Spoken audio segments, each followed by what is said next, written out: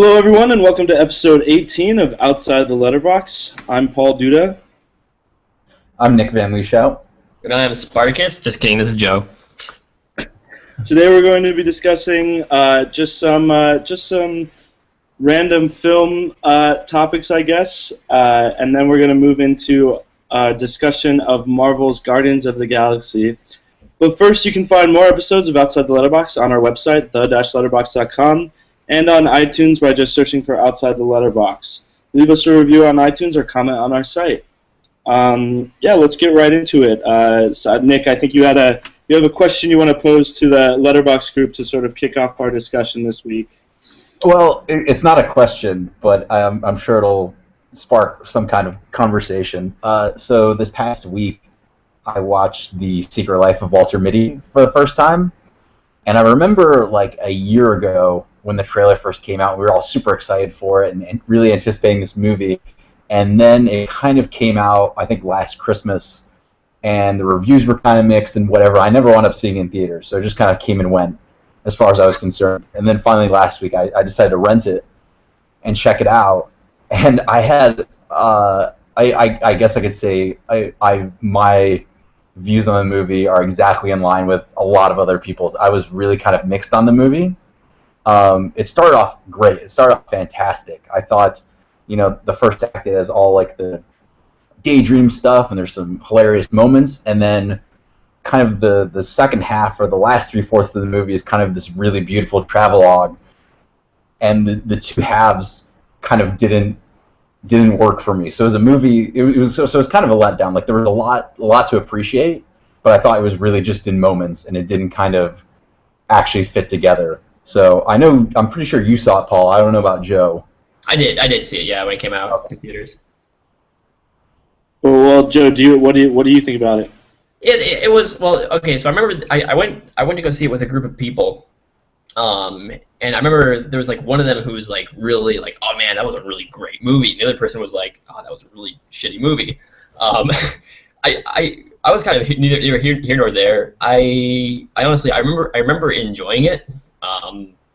It wasn't anywhere near as, I think, ambitious as the trailer made it look to be, but it was still, it's a decent feel-good movie, basically. I mean, it's nothing more than that. I don't feel like it's a movie worth trashing. It's not a movie really worth praising a whole lot. It's just kind of like, if you feel like watching a cute little movie that's going to put you in a good mood, it'll do the job. So I mean, like, I wasn't necessarily disappointed, but I didn't think it was really anything to write home about either way.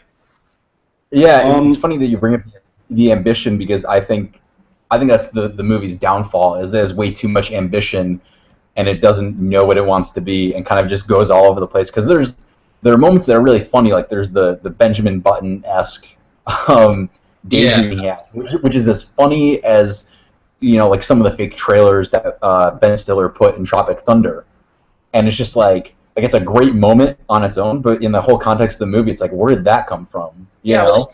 And the best thing about the movie, honestly, is the cinematography also, because it is a beautifully made movie. I mean, like the visuals and some of those locations they got just looked absolutely fantastic.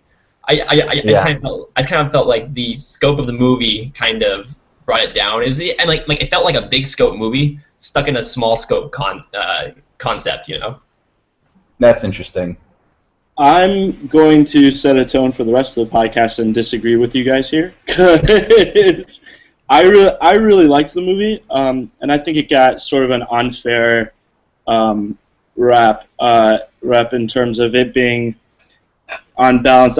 Nick, I don't know that it's like fair to say like the two halves don't really mesh well, because the last act he sort of comes back to everything, and I don't know. The only thing I just would say is sort of unbalanced is the humor. Like there's laugh out loud hilarious moments, but then there's like sort of weirder quirky humor, and then there's like a random part where he's going through an X-ray machine, which is supposed to be funny, and all that. Those humorous parts felt like they were all from sort of a different type of movie, but I think the story and the sort of like the intimate picture of Walter Mitty himself worked really well as a whole. I think the only thing that didn't felt on like all over the place was the humor of it, and maybe that affected the rest of the movie for you guys, but it didn't necessarily for me. And I honestly think it was a much better movie than people gave it credit for.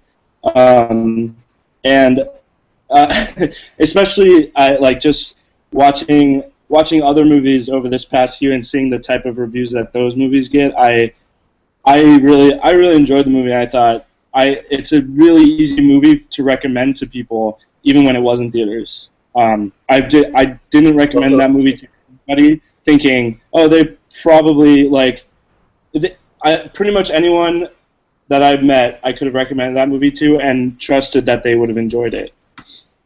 Yeah. So here's my main problem, and you can argue that part of this has to do with marketing, but I think it's an actual problem with the movie itself is that the daydreams basically go away as soon as he sets out on the adventure, which theoretically on paper makes sense because that's the big moment, but his character, I felt the daydreams were still an essential part of his character. I thought they shouldn't have gone away until halfway or 3/4 of the way through the movie, kind of when his character actually has a turnaround.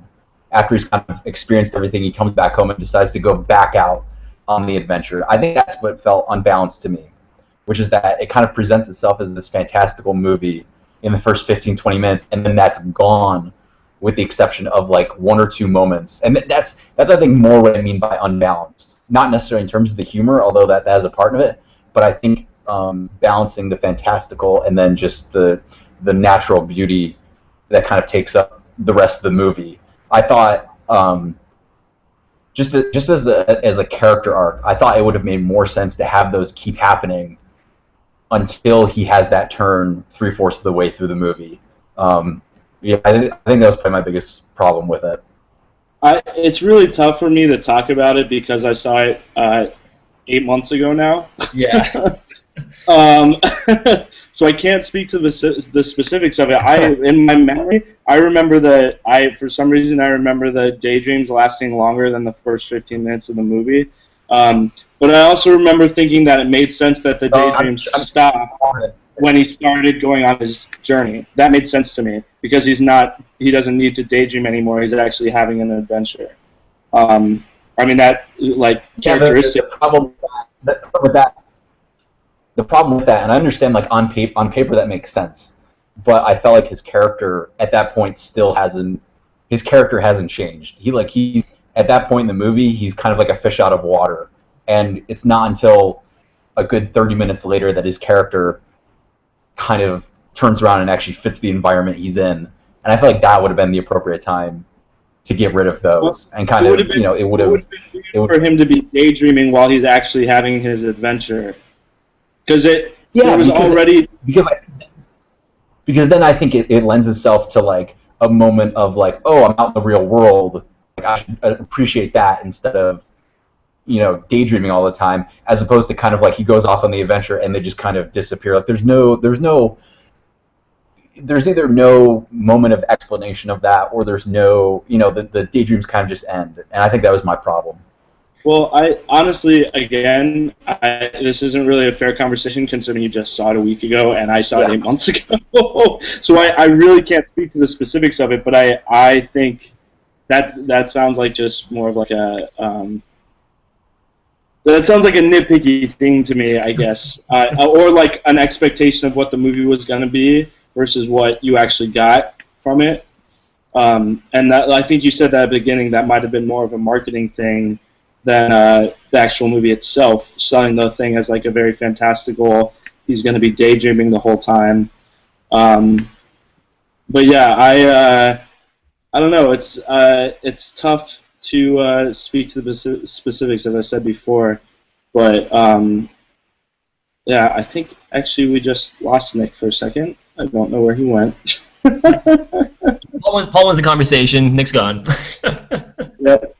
So, Joe, did you? Well, I guess it's fair to say that we the three of us kind of covered 3 different views in the movie. Nick didn't like it so much. I liked it just fine. You loved it. Yeah, it's tough for me to say I loved it too because I haven't watched it again since it was released. Yeah. But but I did really like it when I watched it. I thought it was really enjoyable. So yeah. I'm kind of in the same boat, in the sense that because it's been a while, I don't really like remember a lot of the nuances of it and all that kind of stuff. I think where we differ is that when I came out of it, I just kind of thought of it as like, oh, that's a cute little movie, moved on, and therefore like forgot more of it later on. Whereas you obviously got more out of it, so then more Yeah. I think, afterwards. Yeah, so anyway, Joe, I want to ask you, I guess, about I Origins and whether or not you would recommend that movie to any of our listeners. That's a real tough one because there are things I really liked about it and things I just really, really bogged me down about it. Yeah, yeah.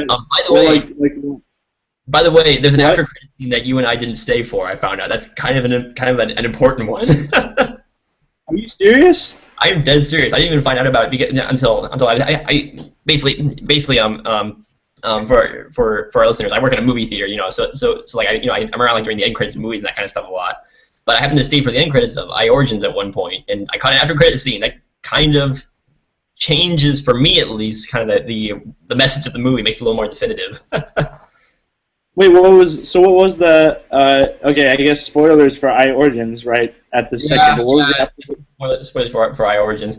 So basically, you know how the film ends. For me, at least, it was kind of ambiguous as to what happened with the little girl, because I mean, it's kind of like it was like the movie. It was like the movie wanted to say that there was a spiritual connection, but they didn't want to kind of outright say it, between the girl and the and girlfriend from before. So it left a little open and ambiguous to me at the end there. Well, after the end credits, there's a scene where there's a they're back in their lab, with the eyes and that kind of stuff, and they're taking old photographs of famous people from the past, and they're doing if these people who had died, if their scans come up again, and basically the long and short of it is that all the good people in past history have had matching eye scans, meaning that they were reincarnated as other people in the future, whereas all the bad people like Hitler was in there and a bunch of other people didn't have matching eye scans.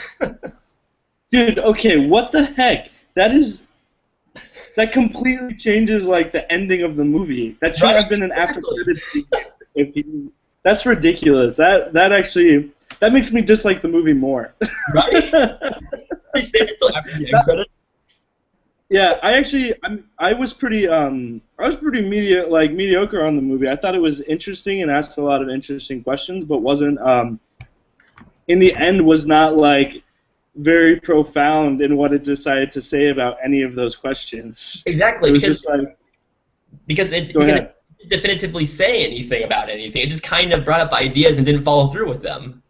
Yeah, it was just kind of like, yeah, maybe, like, whatever's cool, and that's almost worse than being like offensively opinionated, It's like if they'd taken a stance that I didn't agree with, I at least would have appreciated the movie for trying for making a message and sticking with their guns. Whereas they seem like they're like, well, we want to talk about science and we want to talk about religion, but we don't want to piss off anybody. So we're just gonna kind of ambiguously say that, maybe give proof for this one and proof for this other one, and not say anything definitively. But the after credits scene almost kind of changes it and says like, oh yeah, the spiritual side was right the whole time. Yeah, exactly. Yeah, that's weird. I did not know there was an after credit. That's a weird movie to have an after credit scene for too. That's why I didn't hang around. I wasn't expecting one. Yeah, the other thing about I Origins too, was like at least for me, it was like weirdly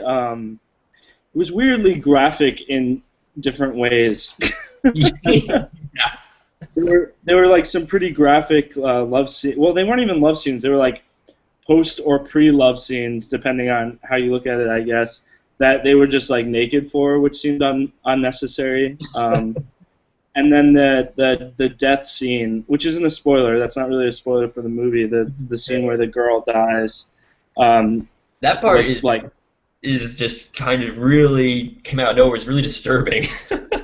yeah, it's like something out of a horror movie. So, and it works in terms of the story, but I don't know that it was like worked into the story as well as it could have been. Like I get why it has to be sort of a shocking death, you know? Yeah. But I don't know that it really felt out of place in the movie to me. It was kind of the whole way they did it. With like, oh, okay, she's safe. And then he noticed like the blood like smeared all over the floor. Her leggings were missing. It was just like, oh God, no! And then like the next like 2 minutes after that, were just kind of like the pictures of her, and like the pictures started frowning and stuff like ever so slightly. Just like this horror music playing, and it was just weird for the next few minutes. Yeah. Isn't this movie from the same director as Another Earth? It is, yes, and it has a lot of the same cast actually. Practically the whole cast of Another Earth came in, plus some new actors. Well, okay, so because I remember after Another Earth, you were really ticked off, and yeah. So it's just kind of funny that it seems like you're not a fan of this director. Then this director, he's a guy that I really want to like, and he's a guy that comes up with these really interesting concepts. Shoots them in a really interesting way, and then you watch the actual movie, and for me at least, I don't quite get what I expect, but I get something completely different that uses those same ideas, but just kind of downplays them. At least that was the way Another Earth is. Honestly, I Origins is a lot better, is a much better movie than Another Earth. Another Earth is a really interesting concept that I was excited to see, and they totally ditched that in favor of this love story that just really pissed me off. Whereas I Origins at least kind of focuses on the concept and continues on with that and tries to say some more interesting things. It doesn't completely succeed in the end, but it does a lot better than Another Earth does. Apparently the critics, that's in quotes,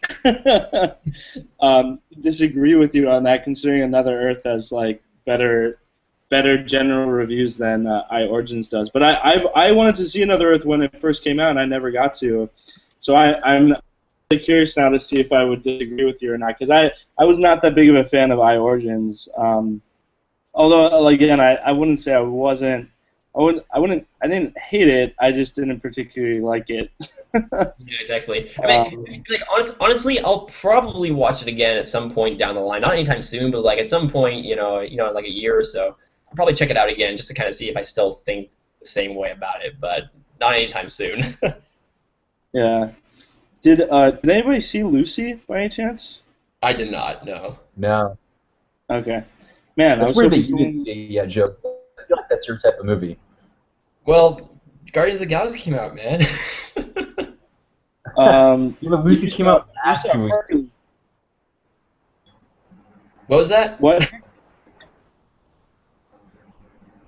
I think everybody's talking over each other. Okay, I'm gonna ask you a question because Nick is not speaking. Joe, you saw Hercules though, didn't you? I did see Hercules. Loved it? I very, very much enjoyed Hercules. Well, okay. So Hercules is probably one of the stupidest films I've seen in a really long time. It's a god awful movie. It's really, really bad. But it's got The Rock running around, punching guys like 20 feet in the air, that kind of stuff. It's a lovable B movie, basically is the way I saw it. It's just if you go in expecting The Rock to just be kind of this big hulking guy, just throw stuff around and just yells, make a really dumb movie with all these cliches, stereotypes, and all that kind of stuff. Yeah, that's exactly what you're gonna get. And I loved every minute of it. And I don't know if I'll ever see it again, but I certainly enjoyed watching it. I think the best way to describe it is I saw an older couple coming out of the theater the other day after they watched it, and that's what they thought of it. And the guy was saying like, "Oh yeah, it's great. It's like one of those movies that I watched when I was a kid." One of those old Hercules movies. Interesting. It's Oh, dumb as nails, but fun. yeah, I guess that's kind of the consensus is that like with Brett Ratner directing it, and The Rock starring, that it's pretty much exactly what you'd expect. Pretty much. Nick, are you still? Can you hear us? Are you with us, Nick? Yeah, I can hear you. Okay. He's really quiet. There's like a solid 3-second delay that is catching me off guard whenever you talk. Okay. All right. Did you have anything else you wanted to talk about, Nick? I feel like, I mean, I don't know how long we want to talk about it, but I feel like we need to at least mention Mad Max Fury Road, because that trailer looks amazing. And I know Joe's been rewatching the Mad Max movies, and I actually just watched Mad Max 3 Beyond Thunderdome for the first time. So I'll just leave that. I don't know, Joe, if you want to start talking about that. Well, I mean, like as far as the Mad Max films, I'm in the middle of writing a retrospective on all of them. My Road Warrior one's going to come out later this week, but so I'll leave that for the articles. But as far as the Fury Road trailer, oh my gosh, I have not been so happy in a long time. I'm like, okay. So basically, I'm expecting Fury Road. I mean, I'm hoping Fury Road is going to be as good as Dread was. Was that last year or a couple years ago? I think it was a couple years ago.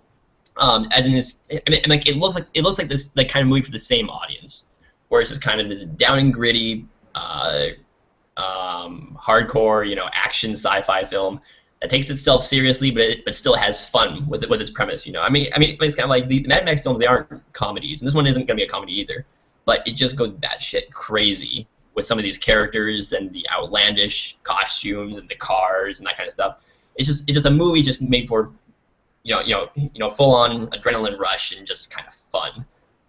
And they're really well made at the same time. So it's kind of like like Hercules is kind of big dumb fun. The Mad Max films and Fury Road, from what it looks like, is just kind of really well made fun. Yeah. So this one I'm really excited about. The car chases look spectacular.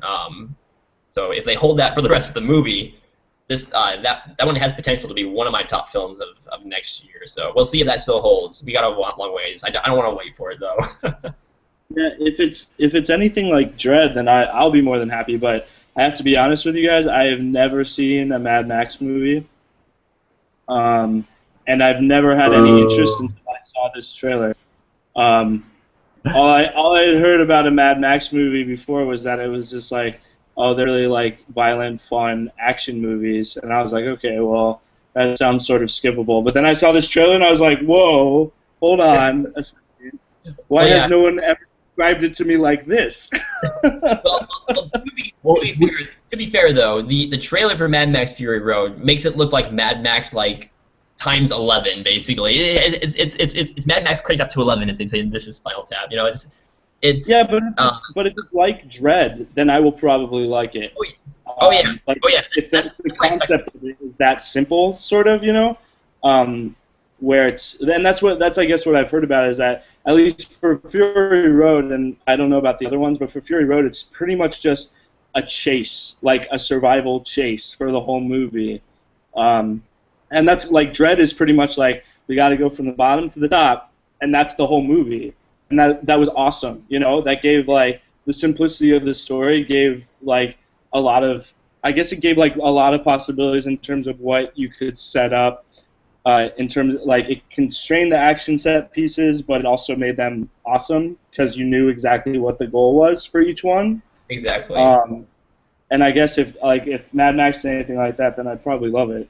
Yeah. So. Well. If you do plan on watching the Mad Max films, I would recommend starting with Road Warrior. That's what your expectations are, because Road Warrior is honestly a much better movie. The first Mad Max is kind of a prequel, setting his character up. It's a lot longer and more complicated. Yeah. Or what you should do, Paul, is watch Mad Max and then have the Road Warrior ready immediately after. Because the best way to describe the first Mad Max is if Batman Begins ended the moment Batman puts on the suit for the first time. I remember watching it with Joe, actually, the first Mad Max. I couldn't believe the movie was over, and I think it's because like all our preconceptions about who Mad Max is really comes from that second movie. Interesting. Yeah, definitely. All right. Well, that's going to sort of conclude that portion of our podcast.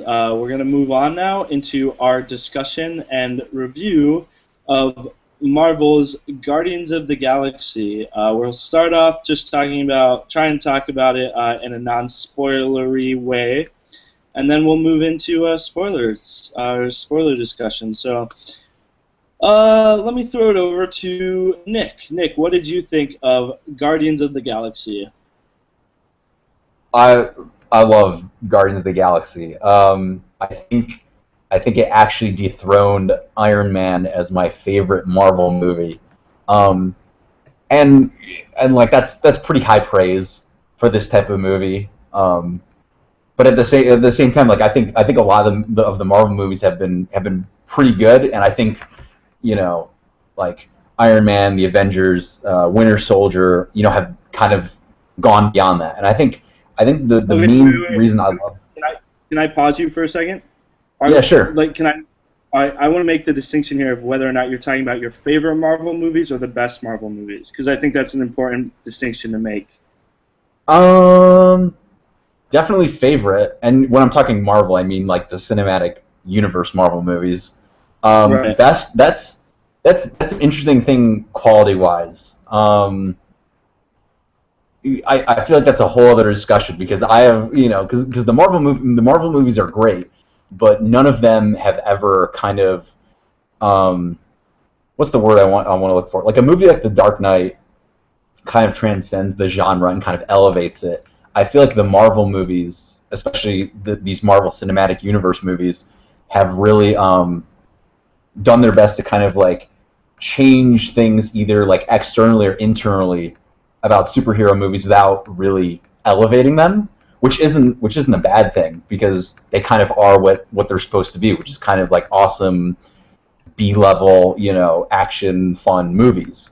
And so that's a reason why I love Guardians so much, is I think it really delivers on that promise of a Marvel movie. Like it's fun, it's weird, it's exciting, it's emotional, and it's got like the biggest heart of any summer movie I've seen in a while.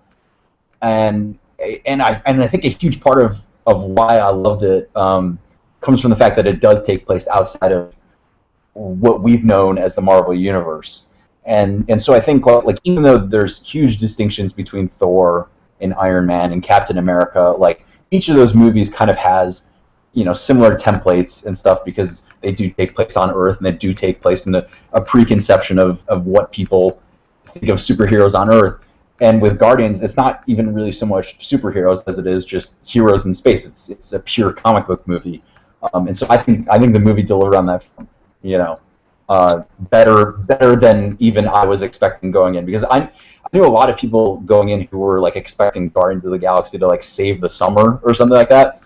I never had those expectations for the movie, and I don't know if this is a movie that really saved the summer. I don't know if the summer really needed saving, because I thought there have been quite a few good movies throughout the summer, but it was a movie that for 2 hours kind of reminded me of like, oh, this is the type of movie that I love going to the movies to see. Yeah.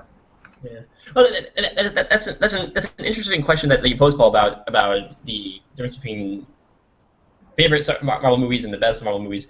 Because I mean, like typically I'll go along with that just because I do believe I have a strong difference between movies that I love watching over and over again, but I wouldn't in a million years say that they're one of the best movies. I mean, like for instance, Evil Dead 2. It's a movie that it's one of my favorite movies. It's not going to be on the top 10 movies of all time list.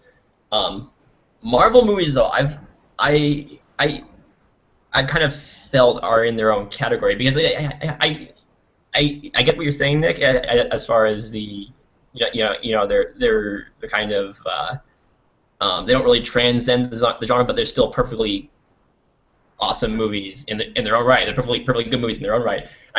And the way I've always seen them is kind of like they're the best that summer blockbusters have to offer. They're a lot better than a lot of your dumb summer blockbusters. Typically they're like the ideal popcorn entertainment, and they're not a whole lot beyond that, but they don't need to be, because they're perfect as that, basically. I mean, it's kind of like you don't really go beyond, I think, kind of the blockbuster action / comedy / sci-fi genre, because they own the corner of that. They've perfected that that persona genre, whatever you want to call that. So I'm like they're not bad movies, but I wouldn't say that they're anything in league with. I'm like basically they're on a totally separate playing field as some of these other movies, you know, like some of the Chris Nolan stuff you mentioned before, that kind of stuff, because they don't need to be on that playing field. They're not going for that kind of movie. Yeah. All right. Well, Joe, what did you actually think of the movie? Oh, I loved it. Okay. Okay. So, would you call it one of your favorite Marvel movies, or your favorite Marvel movie? I think I can easily, at this point, I'm like, honestly, the weird thing about this one is that because it doesn't have a whole lot of a connection with the other Marvel movies, I haven't really been thinking of the other ones this past week. Okay. I'm just thinking Guardians of the Galaxy.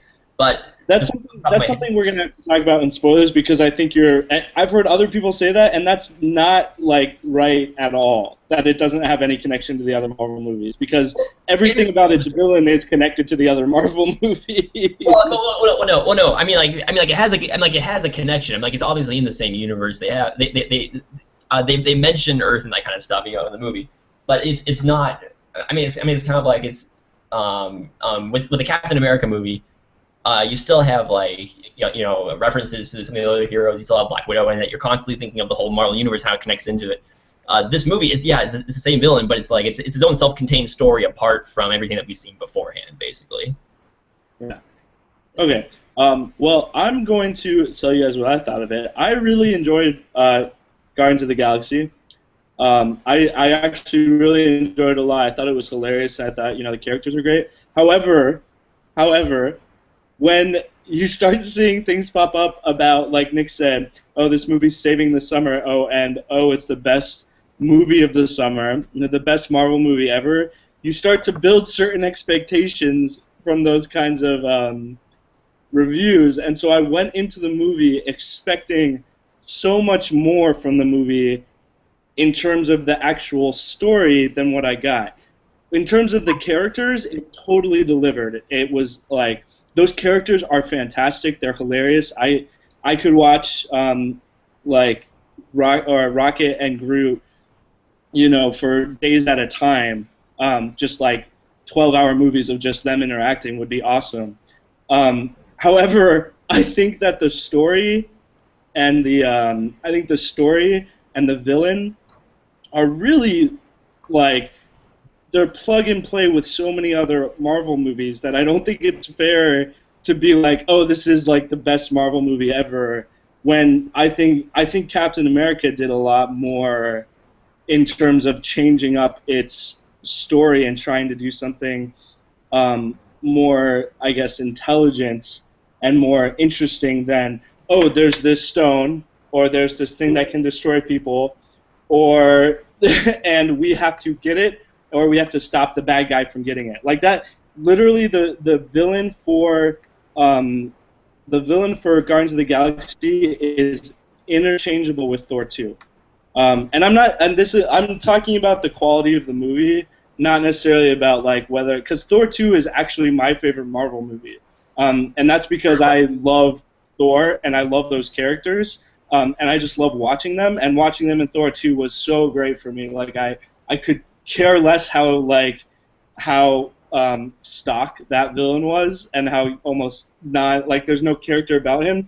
But I'm pretty sure you could replace Malekith. You could switch Malekith with Ronan the Accuser, and nobody would have known the difference except the comic book. Oh yeah. And that's a problem for me with the movie, because those villains don't have stories. They're just like, somebody hurt me, so I'm going to hurt everybody else, and that's their story arc. And I think that's a problem with the movie. And you could say it isn't, because the story is more about those people, is it 5? Yeah, the 5 Guardians of the Galaxy coming together. But I think it weakens the movie to not have a good villain in there. I also just want to say that this is, I'm playing devil's advocate here, because you guys seem to really like it, and I liked it, but I don't think I liked it as much as you guys. But I think a lot of the sci-fi aspects of this movie didn't work as well as I had wanted them to. People making comparisons to Star Wars with this movie, and like that the science fiction aspect of Star Wars is much more believable and grounded than anything that was attempted in this movie in terms of like the different planets and the different worlds that they tried to introduce us to. The most fleshed out world was probably Nowhere, and that was kind of ridiculous. And then like I didn't care about Xandar at all, because all they showed us was a bunch of what looked like really rich white people walking around in a very fancy town. So when it was about to get destroyed, I was like, oh, they could be pricks for all I know.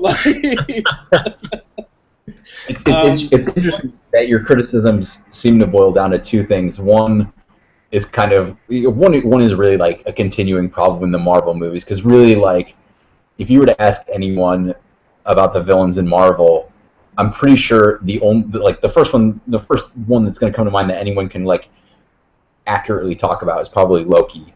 Because like I always forget that Jeff Bridges is the villain in the first Iron Man, or like until you mentioned the character's name from Thor 2, I completely forgot who he was. Right. But then other things seems to be kind of like hyperbole from just like reviews and stuff. And I wonder if maybe Joe has the same experience that I did. I think I mean, like, I'm by no means familiar with the Guardians of the Galaxy comic. But I am familiar with James Gunn, the director, and his work as a filmmaker, and I've always known his stuff to be really weird, kind of really left of center. And so I was expecting like that type of science fiction world as opposed to a traditional Star Wars. Like, it is kind of weird that people always are throwing the Star Wars reference around, because, and I mean, I'm sure you can make certain, like, draw, certain points of comparison between this and Star Wars, but I feel like that's just because they both take place in space, and it's basically like, it's like the thinnest of comparisons. Like, this movie is very much its own thing in its own universe. All right, well, I can say that having seen Scooby-Doo and Scooby-Doo and also being quite a serious fan of Slither, that I am like, I knew, I was hoping for what I got in terms of all, like, I guess sort of the humor in the movie. That was all great. But it was the comic bookiness of the movie that got me. The fact that it was the head of a celestial being that's been decaying for thousands of years, and then that was it for that. I was like, wait, hold on. Stop the movie. Let's go back to this celestial being thing, because that sentence was more interesting than what's going on right in this moment in this movie. So, like, it was stuff like that I was like, okay, that's kind of just a throwaway line that I feel like is for comic book fans, but doesn't flesh out the world at all for me. And that's another thing about the movie is, like, why isn't Thor involved in any of this? Like, they're in space too, all those gods. Like, the connections to the Marvel universe distracted me more than the lack of connection. which is funny because I was actually thinking about this one. That's been one problem I've always had with the Marvel movies beforehand, is that's kind of like, well, why aren't these other superheroes getting into this? It's like, these are kind of world domination stuff happening that only, like, Thor's getting into, or only Iron Man's getting into, and the other heroes aren't helping out. This one, though, ironically, even though it expands out into the galaxy, I kind of felt like, because of that, I mean, like, because of how big basically the universe has become now. For me at least, it was believable that there's, like, sections of the universe where it's kind of like, I mean, like, Asgard probably has no idea, like, what's going on over there. Like, they don't care what happens to Xandar, what Ronin's doing at the time being. They're dealing with their own stuff right now. Thor's down on Earth, so it's kind of like, because the universe has grown so much, the fact that this is kind of its own isolated area, it made more sense to me. That's kind of like none of the other heroes or that would be involved. I guess I mean, to be the impression that. Go ahead, Nick. Sorry. I mean, at the end of Thor 2, in the mid-credits scene, Lady Sif and one of the other guys, they visit the Collector from Guardians of the Galaxy. But and I could be totally wrong about this, but isn't Guardians of the Galaxy is, like, somewhere on the far reaches of our own galaxy, I'm assuming. And I always thought Thor was another dimension or something. No, that's not how it's explained in the movies. It's explained as Oh, being okay. like in different. Actually, that could be somewhat accurate though. That Thor is not technically in the same galaxy, so Yeah, that that's could what be I mean. Yeah, I mean, so not that I different. mean, They're not in different dimensions, but in different like areas of the universe. and Yeah. I always thought why people don't help out each other. I mean like you saw it from the beginning of Captain America, like Captain America in Captain America 2.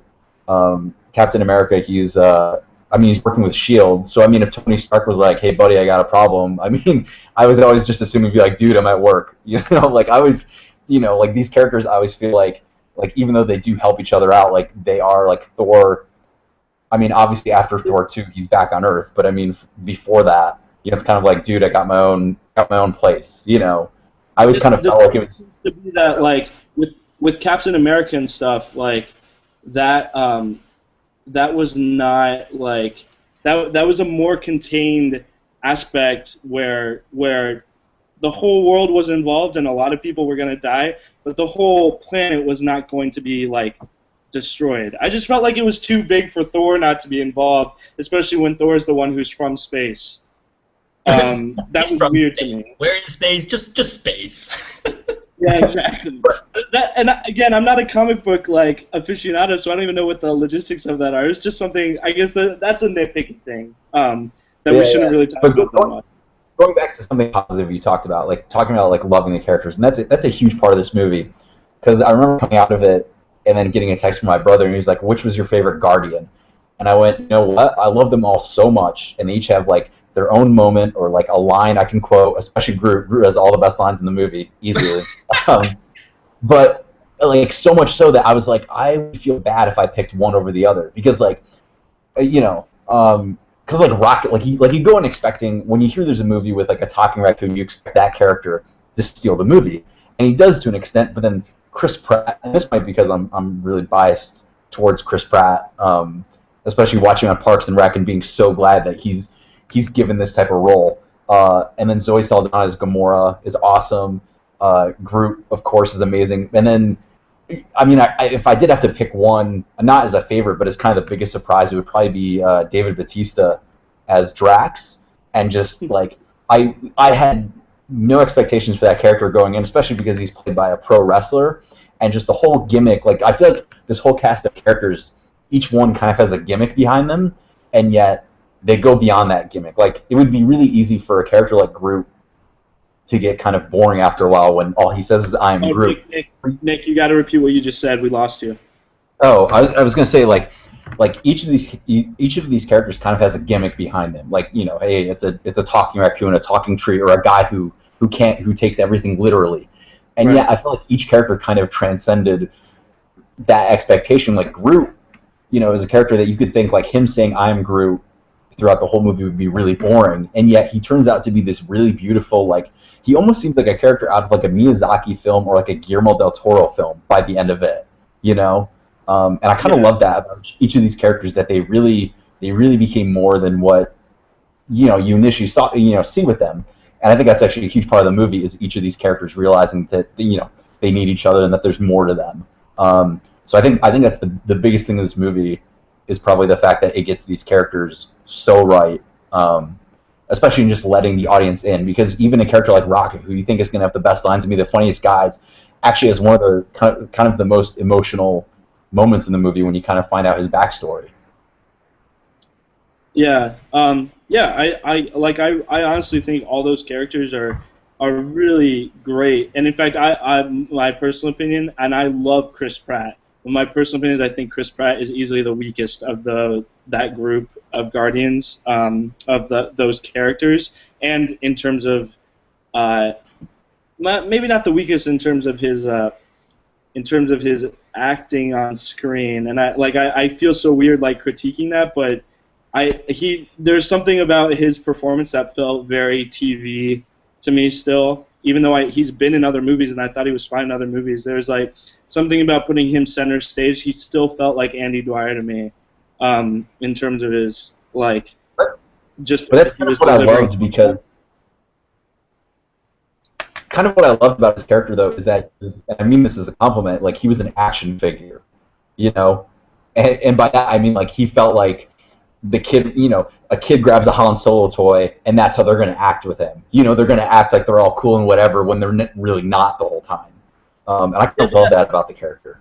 But he is really cool though. Like that's the thing. That was what was weird. Like he's very skilled, obviously, in combat, so he doesn't need to pretend. And I liked the whole thing about him. Like, oh man, come on, like it's Star-Lord. It was more just like the delivery of like every single scene had to sort of end with a punchline that wasn't always that funny, and it like he was the one who had to deliver it. Specifically the scenes in the Milano where he's talking to Rocket when Rocket's building the bomb, and then later on when he's trying to get them all to come together, there was just something weird about his performance there. And I actually would bet part of it is that he's acting against nothing with Groot and Rocket, and that's probably incredibly difficult.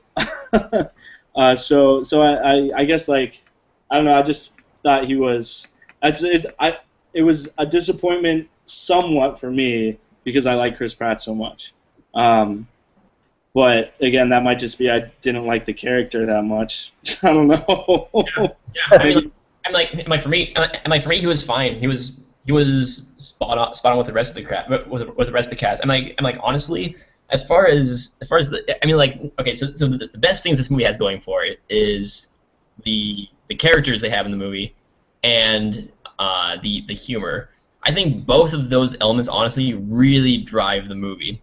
And the fact that these characters can go from like really, really kind of funny in their own shtick to really, really great emotions in some of those scenes, really offsets kind of the amount of the oddball humor in there too. So like it's not just an action comedy; it's really kind of a great just action movie in general.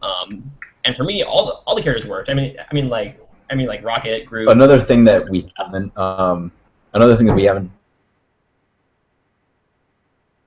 And we lost Nick again. So we'll never know what we haven't. We haven't seen Guardians of the Galaxy 2. No. Well, no. Just something. Nick, are you back? Nope. Joe, just something. That? Nick. We couldn't hear you again. Oh yeah, you guys were cutting in and out. Sorry about that. All right. Well, I don't know what's going on. Can I say my thing? Yeah, you can say your thing if you want. Okay.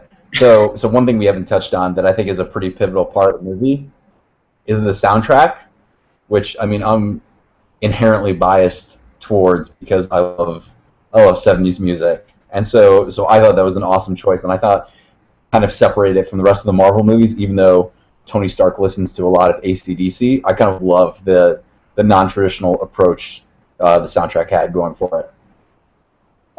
Yeah, the soundtrack was great. I don't think it was that integral in terms of anything going on in the movie, but it was different. So and I liked it. So. It stood out enough. It's kind of one of those things that I felt like was kind of in line with the movie is that this felt very much like a Marvel movie, but it was a different kind of Marvel movie than we'd ever seen before. Honestly, of a lot of things, there's a lot more cussing in this movie, I think, than any of the previous ones. A lot more kind of I don't want to say dark or raunchy humor, but it was very a lot more off-color humor than I think that we've seen in anything else. It's very much a James Gunn movie, but still appropriate for its target audience, And I felt like the music kind of fit right. Yeah, I was gonna say it. I thought. Nick, this is not working. Every time you. Yeah, I was gonna say the movie felt very much like a heavy metal. Oh yeah. Oh, sorry. Well, I was gonna say the movie felt very much like a heavy metal for kids. All right. All right. No, sorry. I'm about to talk the rest of this. No. I do want to know what he says, but you're cutting in and out, and there's a delay too now, so it's just funny whenever you talk. Yeah. Okay. If we want to get into spoilers, we should get into spoilers now. So anybody who's listening, if you don't want the Guardians of the Galaxy to be spoiled for you, then you should just turn off the podcast now and go see it. It's a great movie. We all really liked it. Yeah, it's a really enjoyable Marvel movie. So, It's a lot of fun. spoilers from this point forward. Yeah, so what I just wanted to address that I still think the finale, while it's great in terms of the characters, and I love the whole thing about Groot sort of giving himself up, and then that thing where they come together, like none of it felt like it had stakes to me. Like I didn't really care that much if Xandar got destroyed. Yeah, I felt the same way. Other than the fact that, like, okay, yeah, they're people, so we probably shouldn't kill all of them. But yeah, I think I don't know. I don't know that there's that much to talk about in terms of spoilers, other than the connections to the rest of the Marvel universe, which is the whole Infinity Stones thing, that's something I wanted to talk about. I actually think that the way they've set up the Infinity Stones is really sort of shoddy sci-fi work there, because those things literally can seem like they can do anything at any point in time and don't have any kind of defined capabilities. From what I understand is that they're supposed to have defined capabilities from the comic books, but right now it just seems like they can explode things into different colors. Mm-hmm. Yeah, it's funny. Actually, I was thinking about this the other day when I was watching the movie, because yeah, I mean, honestly, plot-wise, to a lot of these Marvel movies, there's not a whole lot there. They are all, for the most part, not all of them, but most of them, especially some of these more recent ones, like Thor 2 was this way, and Guardians of the Galaxy was this way, that kind of stuff. They're all MacGuffin movies, as in like they basically become vehicles for the characters to go off and have these adventures, and the makers of the movie don't really care as much about what the item in question does. All you have to know is that it's a powerful item. All you have to know is that people want it, and bad people want it, and they shouldn't have it. So the good guys need to keep the bad guys from having it. The stars of the movie are really the kind of the characters and the way the story plays itself out.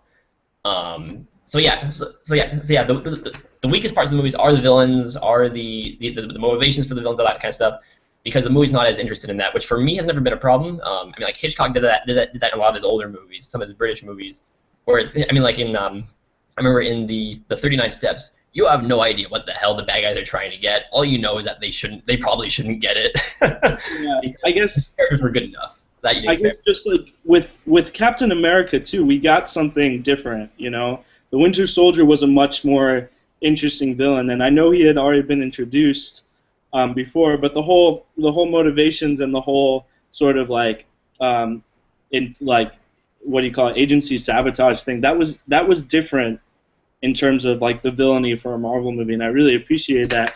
But then even going back to like Iron Man 1, Obadiah in Iron Man 1 had sort of an arc.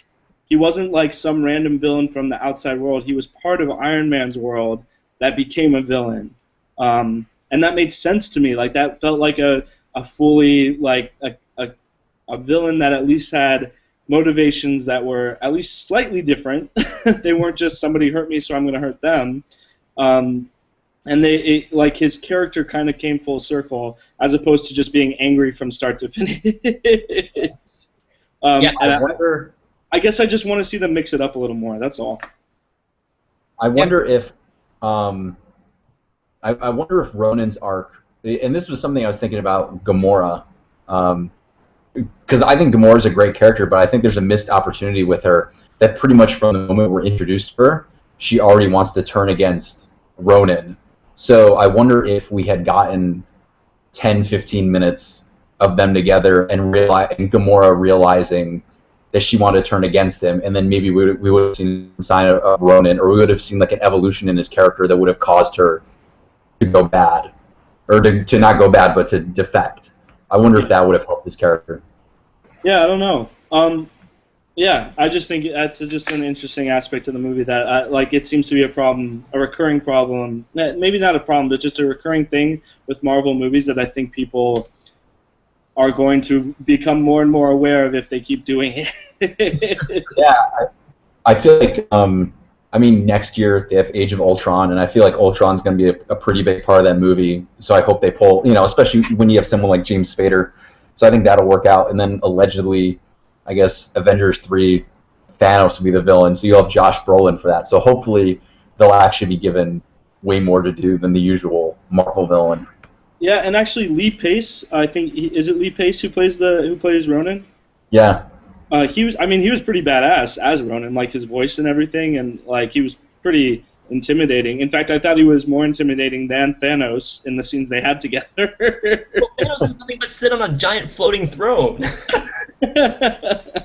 But something else I want to talk about that bugged me from the first 10 minutes of the movie is they didn't even have a throwaway line about this, I don't think, about why Peter Quill, why Star-Lord, and Ronan's henchmen were at that exact spot at the exact same time. At which moment? Yeah. In the very beginning with the orb. Oh, yeah. I don't know. I mean, I think it was just like they were both looking for it, and it just happened to be a coincidence. What convenience? That's and I don't care because the movie was awesome. That bugged the crap out of me. That's all I gotta say for that. I let it go after the first 10 minutes, but within the first 10 minutes, I was still like, wait. I hope. Why are they both here? Yeah. Well, it's funny, Paul. Actually, all the questions you've been raising, I've already thought of all these, and there are a million other like plot holes and so many. I mean, it's a very paper thin plot. I didn't care because I didn't want to ask those questions because I was enjoying the movie enough. I was just like, I'm not gonna ask that. Like Joe, I guess that's my thing is that I really enjoyed this movie. I enjoyed the crap out of it. My problem is when people come in and like when people start saying it's the best movie of the summer, it's the most amazing movie of the summer, all this stuff. When we just got Dawn of the Planet of the Apes, when we got Edge of Tomorrow earlier, and then when we got X-Men: Days of Future Past before that, which were all incredibly like creative and solid plot-driven movies.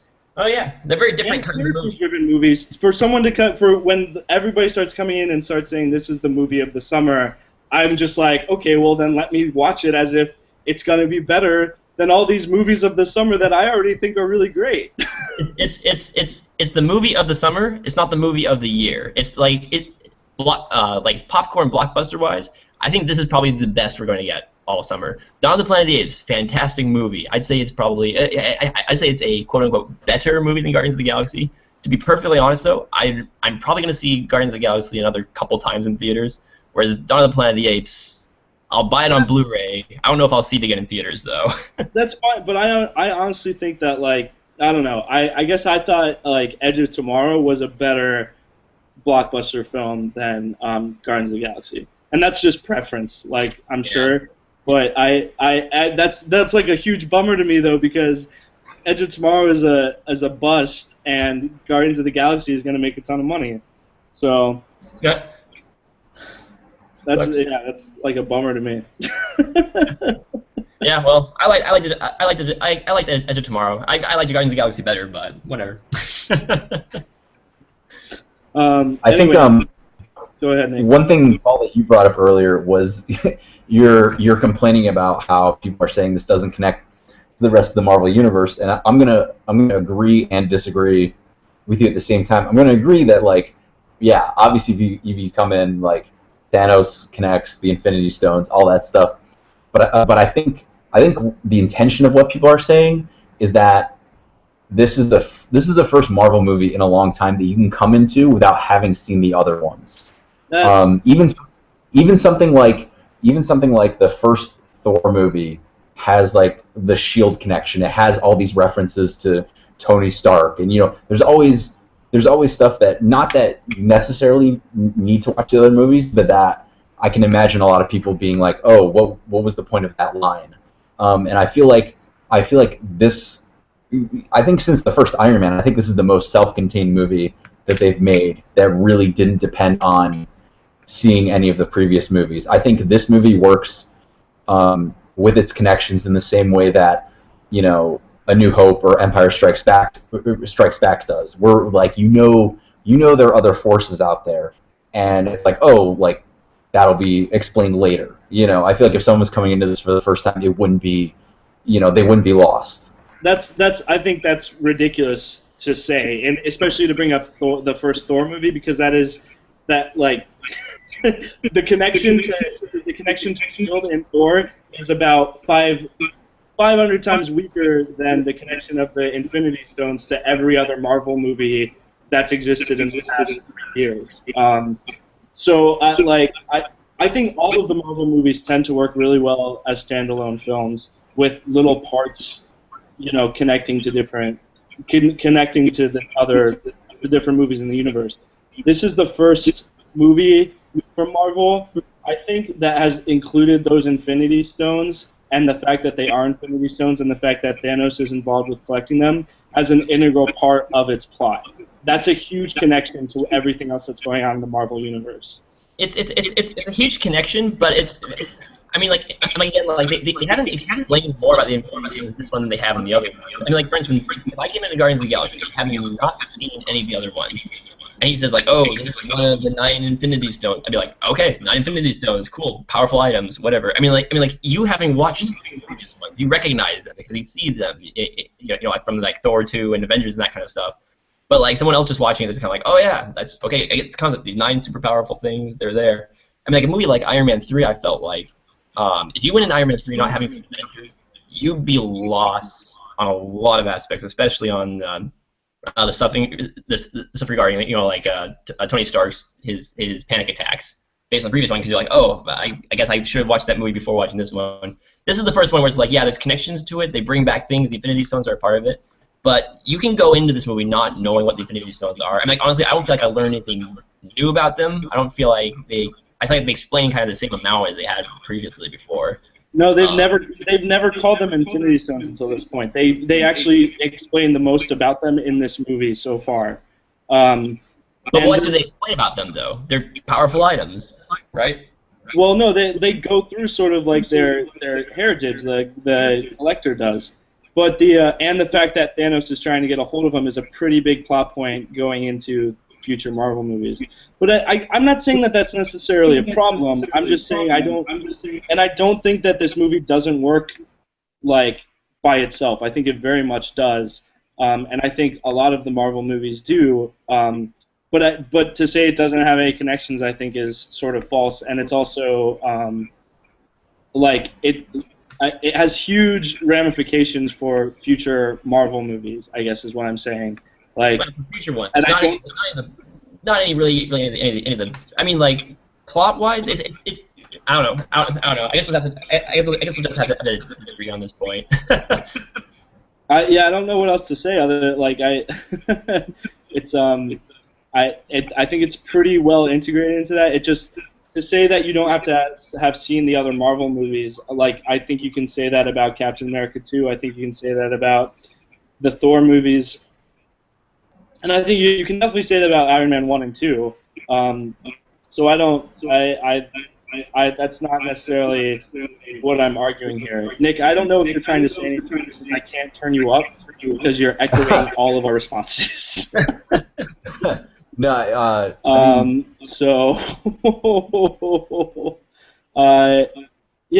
we've gone about an hour now. Joe, do you have any final thoughts? I really want to get Nick's final thoughts, but I unfortunately cannot. No, yeah. It's honestly it's for me at least it's kind of the perfect summer blockbuster. It's the perfect popcorn movie. It's not anything on par with any. I mean, like plot. Well, yeah. There's a ton of plot holes and that kind of stuff. That's not the star of the movie. For me, this movie is just kind of one of the most enjoyable, I think, movies I've seen in a really long time. Yeah, can't wait to see it again. Looking forward to it. I think that's totally fair. I think it's a really fun and enjoyable movie that most people are just going to love the hell out of. So, more power to them, I guess. Let's hold on. I'm going to see if I can get anything from Nick. Can you hear me? Can you hear me? Yes. Okay.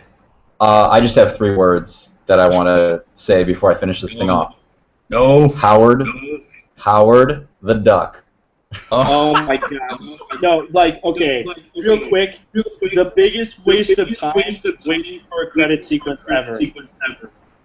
Like, I was sitting there waiting with my girlfriend's parents watching this movie. I was like, oh, I think there's a credit scene at the end. We got to the end, I was like, oh, I'm really embarrassed that I asked to wait for that. More than shawarma and all the other throwaway scenes in the other ones? Yes, definitely. No. I've never been so happy to see Howard the Duck in a movie before. I was just like, oh my gosh, I am so happy I saw that. Yeah, I actually think I prefer this type of end credits scene because I think we've talked about this before, but like the one for Thor 2 is really bad because that's like the legit end of the movie. Oh, that after one was the credits. That one was really bad. And I mean, I love the ones where it's like, oh my gosh, I can't wait to look forward to the next one. But this one I thought was just a really funny, like, acknowledgement that, yeah, the Marvel universe is really weird, and we're not ashamed to, like, admit that there's this really weird character that exists there. And I just got a huge kick out of it because, like, I'm not a huge fan of Howard the Duck the movie. Like, I think it's actually pretty terrible. Oh, yeah. But I think it was totally in line with the movie and with James Gunn as a film director and kind of all that stuff. So I really enjoyed it, and there was a lot of laughter in my theater, a lot of WTFs, but it was pretty. It's a pretty great thing to kind of like gauge the audience's reaction off something like that, as opposed to something, you know, like Thanos appearing at the end of the Avengers or the Scarlet Witch and Quicksilver at the end of Captain America 2. I think that's a way better way to end it than a stupid Howard the Duck reference. That the only responses in my theater were "What the fuck." Excuse my language. Sorry. But those were the only responses. Nick, I gotta shut off your audio because all we're getting is echoing. But anyway, that's going to conclude our podcast for the week. You can tune in next week. I think. Oh shoot, what are we going to be talking about next week? Joe, what comes out next week? Turtles. Oh, Teenage Mutant Ninja Turtles. I think we actually will be talking about that next week. I'm pretty actually excited to see that one. But anyway, yeah, you can check us out on the-letterbox.com. Where also our podcast is on iTunes. You can look us up on YouTube outside the Letterbox. Yeah, check us out. Give us a review. Comment on our site, and we'll see you next week.